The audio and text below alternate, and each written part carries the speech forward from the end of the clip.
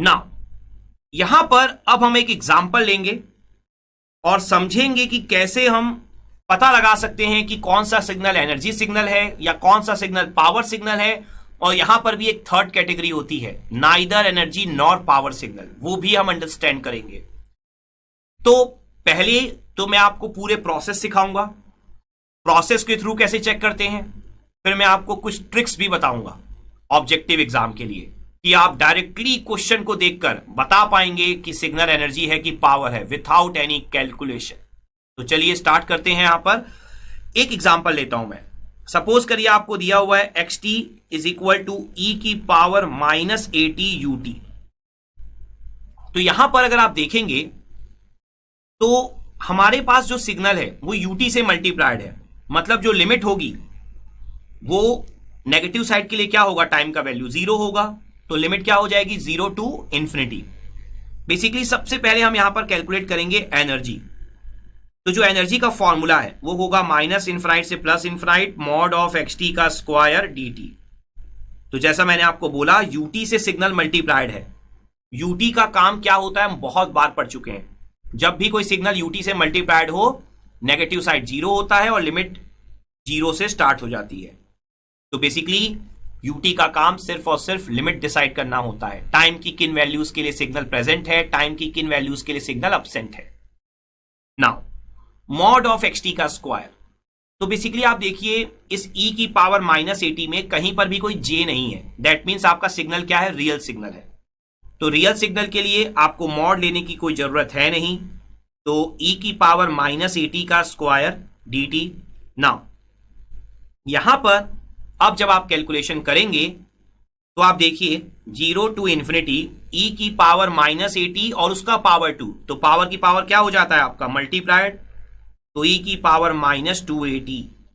Now अब अगर हम सिंपली इंटीग्रेट कर लें तो हमें पता ही है कि e की पावर माइनस एक्स का इंटीग्रेशन क्या होता है, e की power minus x divided by जो भी आपका कांस्टेंट है वो आपको वापस से लिखना होता है। ठीक है, तो यहां पर कितना हो जाएगा, e की power minus 280 divided by minus 2a।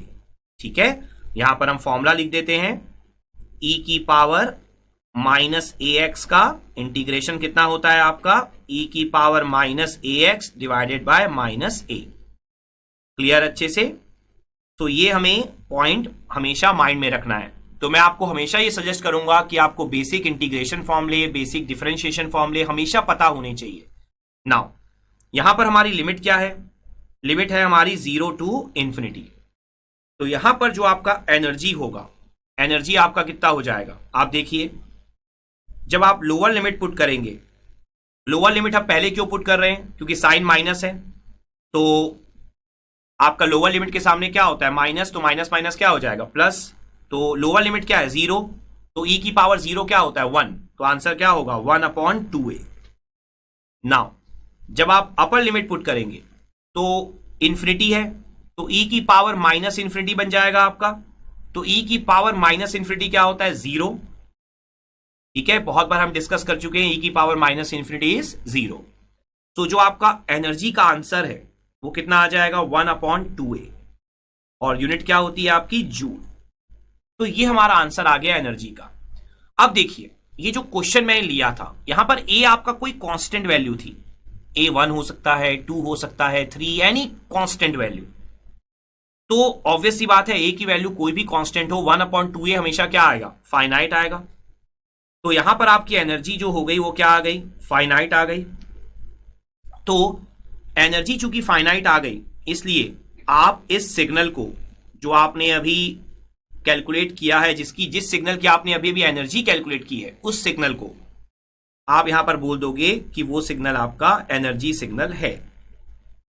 ना यहां पर पॉइंट ये आता है कि क्या कोई सिग्नल जो एनर्जी है वो पावर भी हो सकता है, क्या कोई सिग्नल जो पावर है वो एनर्जी भी हो सकता है।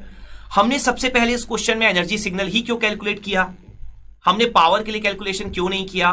तो ये सारी चीजें आपको स्टेप बाय स्टेप क्लियर होंगी। तो मैं अब इसी सिग्नल का पावर भी कैलकुलेट करता हूं सीक्वेंस में, उससे आपको कंसेप्ट और क्लियर होगा और साथ ही साथ आपको फर्स्ट प्रॉपर्टी पता चलेगी एनर्जी एंड पावर सिग्नल की।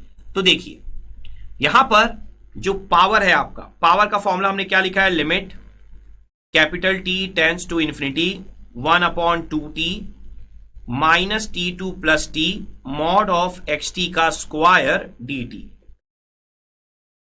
तो यहां पर आप देखिए limit t tends to infinity तो एज इट इज रहेगा आपका, 1/2t भी एज इट इज। यहां पर जो xt है वो क्या है आपका e की पावर माइनस at, तो सेम जो आपने एनर्जी में भी लिखा था। मेन क्या है कि xt के साथ मल्टीप्लाइड क्या है ut, means negative side limit present नहीं होगी, तो आपकी जो लिमिट है वो कहां से स्टार्ट होगी, 0 से, तो 0 टू t। क्लियर, क्योंकि अपर लिमिट तो आपकी t ही है, यहां पर इंफिनिटी नहीं है ना, यहां पर आपको इंफिनिटी लास्ट में पुट करना है, limit t tends to infinity. Now यहां पर अब अगर आप देखें तो limit t tends to infinity 1/2t, basically ये आपका क्या हो जाएगा, सेम इंटीग्रेशन है जो आपने अभी भी परफॉर्म किया है e की पावर -2at का, ठीक है ना, आप बिल्कुल कॉपी कर सकते हैं। तो e की power -2at upon -2a, limit क्या हो जाएगी 0 टू t। तो यहां पर लिमिट जब आप पुट करेंगे, limit t tends to infinity 1/2t, और यहां पर जब आप पहले लोअर लिमिट पुट करेंगे, क्योंकि साइन माइनस है, -2a है, तो लोअर लिमिट क्या हो जाएगी 1/2a, कोई प्रॉब्लम नहीं है। और जब आप अपर लिमिट पुट करेंगे तो t की जगह क्या पुट करेंगे, आप कैपिटल T पुट कर देंगे यहां पर, तो क्या हो जाएगा e की power -2a capital T divided by क्या हो जाएगा आपका 2a। तो अब अगर आप ध्यान से देखते हैं यहां पर, तो जब आप limit t tends to infinity put करेंगे, ठीक है, तो limit t tends to infinity put करने पर आप देखिए 1/2a में तो कोई फर्क नहीं पड़ेगा यहां पर आपका, और ये जो e की पावर -2at वाला टर्म है, limit t tends to infinity put करने पर e की पावर -∞ 0 हो जाएगा, तो ये टर्म भी आपका 0 हो गया। लेकिन जो बाहर में आपका 1/2t है ना, तो यहां पर limit t tends to infinity put करने पर पावर क्या आ जाएगा, 0 आ जाएगा। क्लियर, सो पावर आपका 0 आया जिस सिग्नल की एनर्जी 1/2a आई थी, फाइनाइट एनर्जी आई थी, 0 भी एक फाइनाइट वैल्यू है, ठीक है ना। तो जैसा मैंने आपको डेफिनेशन में कहा था कि अगर किसी सिग्नल की एनर्जी फाइनाइट आएगी तो वो एनर्जी सिग्नल है, पावर फाइनाइट आएगा तो वो पावर सिग्नल है, लेकिन 0 नहीं, 0 को आप इंक्लूड नहीं करोगे। ऑल दो 0 फाइनाइट है, लेकिन वैल्यू अगर 0 आ गई तो उसे आप पावर सिग्नल नहीं मानोगे। तो बेसिकली यहां पर अब दो इंपॉर्टेंट प्रॉपर्टी है। पहला तो कोई प्रॉपर्टी नहीं है, लेकिन पहला एक कंक्लूजन आप बोल सकते हो कि सिग्नल या तो एनर्जी होगा या तो पावर होगा, जो हमने इवन ऑड में भी देखा था, ठीक है। ये बस अंडरस्टैंड करने वाली बात है, या तो नाइदर एनर्जी नॉर पावर होगा, तीनों में से कोई एक ही होगा, ठीक है। नाउ जो प्रॉपर्टी आपकी पहली बनती है वो क्या बनती है, आपकी यहां पर फर्स्ट प्रॉपर्टी बन जाती है कि कोई भी सिग्नल जो एनर्जी सिग्नल होगा उसका जो पावर है वो हमेशा 0 होगा, और energy signal power is always 0। ये बहुत इंपॉर्टेंट है।